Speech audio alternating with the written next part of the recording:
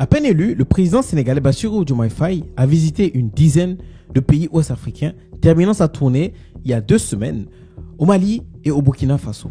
Là-bas, il a clairement affiché son intention de ramener ces 2 pays ainsi que le Niger, donc d'ailleurs les 3 membres de l'AES dans la CEDEAO qu'ils ont quitté en janvier 2024.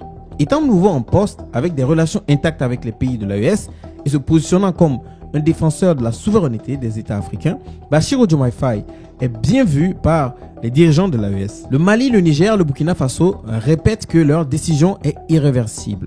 Beaucoup restent sceptiques quant à leur retour dans la CEDEAO.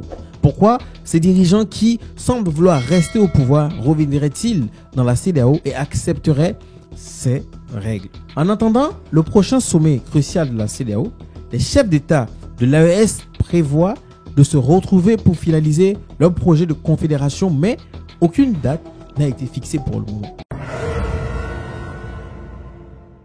La fédération malienne a annoncé sur les réseaux sociaux qu'elle mettait fin à sa collaboration avec Eric Chelle, sélectionneur des Aigles depuis mai 2022. L'ancien joueur de Lens et Valenciennes a un bilan globalement positif, mais son mandat est marqué par un échec à la dernière CAN. Chelle, abattu, accroupi en pleurs sur la pelouse du stade de Bouaké, est reconforté par un adjoint. À l'intérieur, il est en ébullition.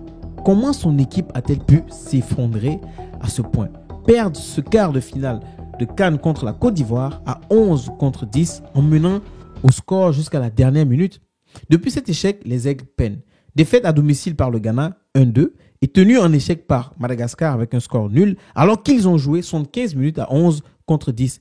Ils sont 4e dans leur groupe pour les éliminatoires de la Coupe du Monde 2026. C'est trop pour un homme constamment critiqué par la presse locale. Après le match contre le Ghana, un journaliste lui a même demandé humblement de démissionner et a été applaudi par certains de ses confrères. Pourtant, le bilan d'Eric Chelle reste positif.